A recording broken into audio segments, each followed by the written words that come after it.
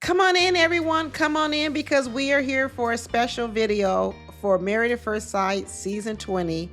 And it ain't no particular episode. It's about all the headlines going around that Shawn from Married at First Sight, Nikki's husband, has been fired, let go, laid off, put on sabbatical, put on suspension. I don't know which one it is from his job.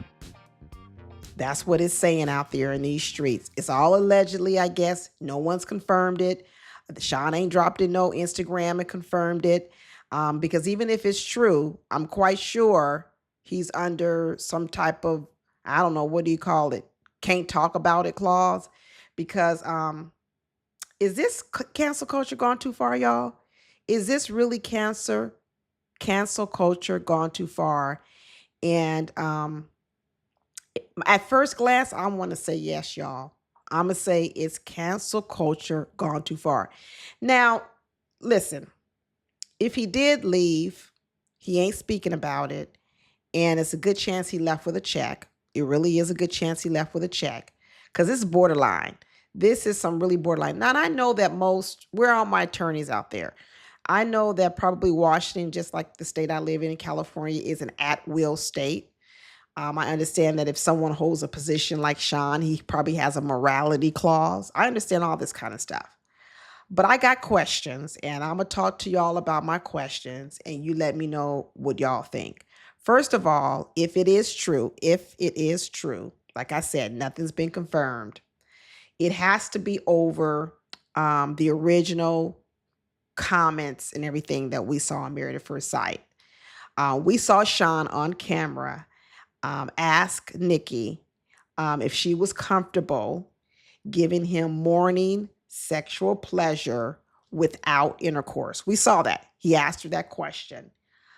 He's talked about some stuff like mutual masturbation. He had a couple of examples of what it could look like. And then there was a part in his speech where he sort of framed it as if it would be something a wife would do. I don't think he used wifely duties, but that's what it felt like when he said it, right? It felt like he was alluding to that. Lots of people were upset. I thought it was pretty funny. I thought it was like kind of icky, all of that. I agree with everyone, right? Then after that, when she confronted him on it, I think the part that maybe for me was the worst. Now, maybe not for everyone else. The initial conversation that Shawn had with Nikki, I didn't think was the worst part. Now, I'm going to tell you why in a minute. But after he did that, I felt like the worst part was when he backtracked, lied, and said he didn't say it, and he said it. And he tried to gaslight Nikki to believe that he actually didn't say it. We do know that after all of that, he came back later and he apologized on Instagram. And I guess he later deleted it from what they're saying, that he posted it, then he later deleted it, apologizing for pressuring Nikki sexually and admitting that he did in fact gaslight her or deny his own words. So he apologized. The fact that he put the apology out and then he deleted it, honestly, I feel like his attorneys told him to delete it. I do. I think his attorney probably said, you don't need to apologize. You don't need to apologize. And let me tell you why I don't agree that if he was fired by his job for the morality clause or because they felt his behavior was unbecoming to the university and that it's somehow a stain on the university. I'm going to tell you why I don't agree. And I could be wrong. This is just, like I said, this whole channel is just my personal opinion. I'm not no legal authority on anything.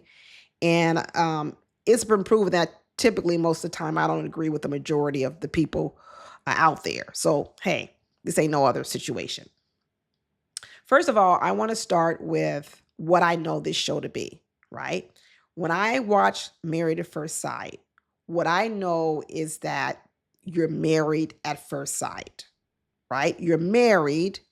It's like an arranged marriage. That's what it is. It's an arranged marriage. no different than they do arranged marriages in India and other places. It's an arranged marriage. It's not a forced marriage like you find in some countries where the person doesn't even want to marry, they're forced. It's an arranged consensual marriage. Okay, great. Now I know there's some conversation this year around this new format that the marriages are not actually binding. The marriages weren't even legal this year. This is what I'm hearing. Previous season, Married at First Sight, they were legally married, and then when they chose to get a divorce, they actually had to get a real divorce. I've been told that this new format is similar to what they do on the UK version of Married at First Sight, whereby you're actually not married legally, and then afterwards, if you want to stay together, like Cameron and Michelle, you have to go and actually get legally married. So in a lot of ways, they probably need to change the name of the show to Engaged at First Sight, because that's kind of what you are.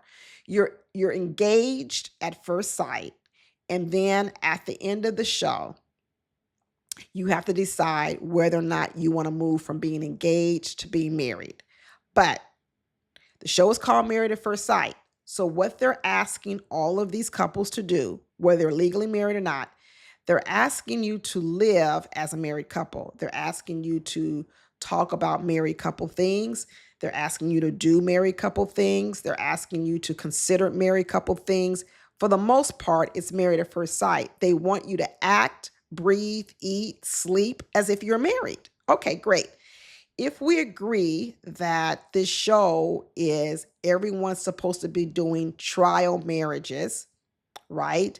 Then I have to look at any conversation Shawn has with Nikki as a married conversation, a conversation that would a married couple have this conversation, whether or not you want to overhear their conversation or not, whether or not you like what they're talking about.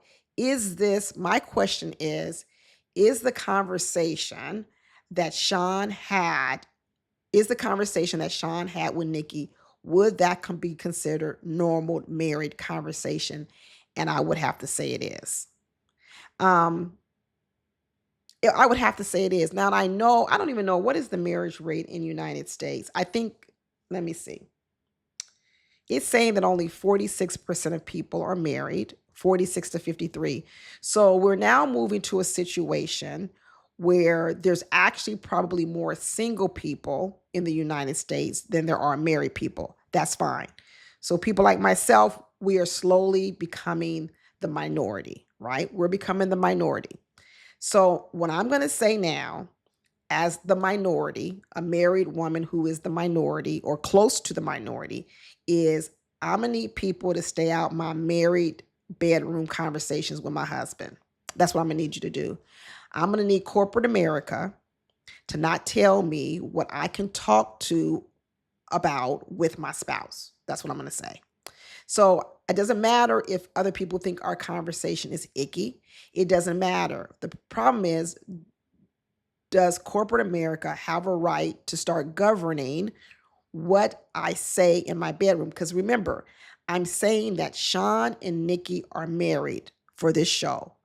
We happen to be a fly on the wall to be able to listen to their married conversation. It's no different. There's cameras there, but let's say I'm in a park and I'm sitting on a park bench and there's a couple talking next to me and I hear their whole conversation, their whole married conversation. And I hear the husband saying, hey, do you think we can have sexual relations without intercourse? He's saying this to his wife. Let's say I'm offended. Oh my gosh, that's coercion. Let's say I think all that. Do I then have the ability to find out where that man works, go there and go to that company and say, hey, I was in the park. I heard your employee, John Doe, talking to his wife, Jane Doe, and he was asking her if they could have sexual relations without intercourse. And I felt like the wife wasn't really wanting to have sex with the husband. And so therefore, I'm going to need you to fire him because I know you got a morality clause. That sounds crazy. Shawn was not talking about strangers in the world. He didn't make any general statements about regular people. Even if I don't think he said wifely duties, but let's just say he did. Even if he did, it's still particular to his wife. It's not even him saying this is what women should do, right? So I'm going to say that as a married woman who's now becoming a fast minority of the population, I'm going to need corporate America to stay out the conversations I have with my husband. Because honestly, I don't know if people don't know what type of conversations married people have. The conversation all married couples should be having is around what is actually what Shawn was talking about. Married couples should actually speak regularly about what their sexual boundaries are. They should. They should talk about it. And I think when Shawn was talking to Nikki, no matter how icky it was for us to watch, because it would be icky to overhear that type of an intimate conversation about people. It is icky. It is very icky. I get that. But every married couple should be talking about their sexual boundaries. They should be talking about what their expectations are. They should be talking about what's on the table. What can we do and what can't we do? They should be talking about frequency. Okay. They should be talking about their own desires, their fantasy. These are all conversations that should be a part of normal married life. So if Shawn was broaching that conversation with Nikki, then it may be icky to us to be the fly on the wall and overhear that. But I don't think it extends to the point where we should be able to go to that person's place of job and say, you need to fire them, right? Because otherwise you can just turn off the TV. If you don't want to be a fly on the wall of this type of conversation, you should turn the TV off. How would it be any different if Shawn and Nikki were sitting in front of, say, Dr. Pepper? Last year, Dr. Pepper, I don't know, not Dr. Pepper. Who was the sex therapist? Dr. Pia last year. Dr. Pia was the actual sex therapist. What if Shawn and Nikki were sitting in front of Dr. Pia and he said, I would like to explore different things with Nikki that doesn't involve intercourse. We might be icky, but it's a valid question. Now, I know everyone's going to stick to the point of it's not valid because she wasn't attracted to him. She wasn't interested in having sex. Well, let's talk about married couples conversations. Do you believe that there's never a time in a married couple where one person wants to have sex and the other doesn't? It happens all the time. He's in the mood, she's not. She's in the mood, he's not. What do married people do when person is in the mood and another person isn't, right? They start saying things like, oh, well, can we have a quickie? Can you touch me? Can I look at you? Can I smell you? Can I touch you? That's what married couples do all the time, y'all. Men cuddle behind you, they scoot up behind you, and next thing you know, you got something poking you in the rear. Now, as a wife, you get to say, no, I'm not in the mood. I don't want to have sex. No, I don't want to touch you. No, I don't want to do this. No, I don't want to do that. Then it becomes the man's job, even in marriage, to respect his wife's wishes. That's what it looks like. And for what happened with Nikki and Shawn is Shawn said, hey, can we do this? Can we do that? She said, no, that makes me very uncomfortable. He said, okay, thank you. And that was the end of it. He did not continue to say, no, he didn't grab her hand and tell her to put it here. He didn't take her head and pull her head down. He didn't do that. He had a normal married couple conversation around what are our boundaries? What are we willing to do? Right? Even when you're not in the mood, would you be willing to do something? These are all married conversations. And now I know maybe people aren't used to them because maybe some people have never been married. Or maybe even when they were married, they don't have these types of sexual conversations, but it's actually very healthy. Talk to any marriage counselor, any sex therapist, and they will tell you talking with your spouse about boundaries and frequencies and your stressors and your likes and your dislikes is a normal part of marriage. It really is. Yeah. I'm going to need, if I'm talking to my husband and someone overhears one of our conversations because we're sitting at a dinner table talking in a restaurant, and I would not expect someone to say, I overheard a nasty, icky conversation with Deborah and her husband. And so now I want to go to one of their employers and say, hey, I overheard this. So you're going to need to fire her or him, because I wouldn't want to come to your establishment knowing that this is the kind of stuff that she and her husband are talking about. No, no, this has gone too far. This has gone too far. And this is cancel culture gone too far. But anyway, you know what? That university, it did what it wanted to do, right? Whether they have the grounds to do it or not, whether they're an at-will state or not. But my guess would be that if it's true, and for everything I've seen, it really does feel like it's true, because they said he's not even on the website anymore. If it is true, I suspect that Shawn left with a good check, because I don't think it's clear cut. And a lot of corporations, they're going to be risk averse. They may not want him there anymore, because they're not going to want the heat or the smoke that comes with it. Because is there going to be some heat and smoke? Yeah, because I'm sure Washington is a very liberal state. I'm sure there are a lot of women who were very offended by what Shawn did. And there are a lot of women who may, even men, who may say, I don't want to be in his class, or I don't want to be in an office with him, or I don't want to be alone with him. And they're going to say he makes me uncomfortable, which is their right to say that they're feeling uncomfortable. And so the university is going to have a duty to act on that. And they're going to have to say, yes, listen. For the most part, there shouldn't be anything wrong with you having a private, not even private, a conversation. It could be public, having a conversation with your wife around your boundaries in the bedroom, right? There's nothing wrong with that. But they have made a lot of people uncomfortable. So what we're going to do for you is we're going to go ahead and you're going to have a voluntary separation. But with that, we're going to give you a year or two of severance pay. It just depends. I'm sure Shawn got a lawyer. That's why he's not talking. He got a lawyer, and then he removed that apology from his Instagram, because his attorney said, remove the apology, because you don't want to be admitting wrongdoing. So why don't you go ahead and remove it?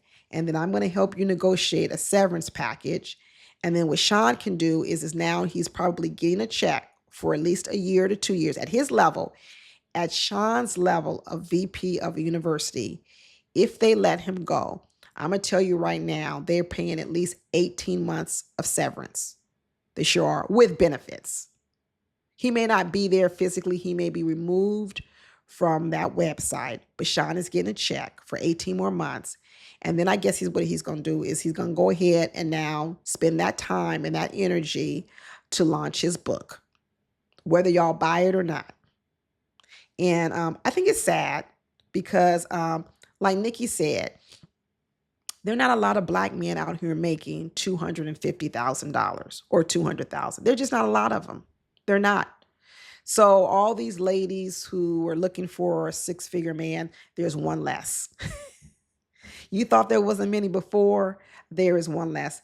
And maybe many of you don't care that there's one less, but there is one less.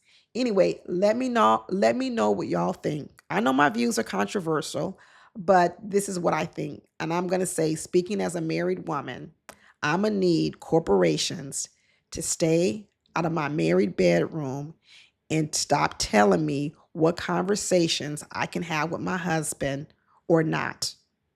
Period. And point blank. Bye.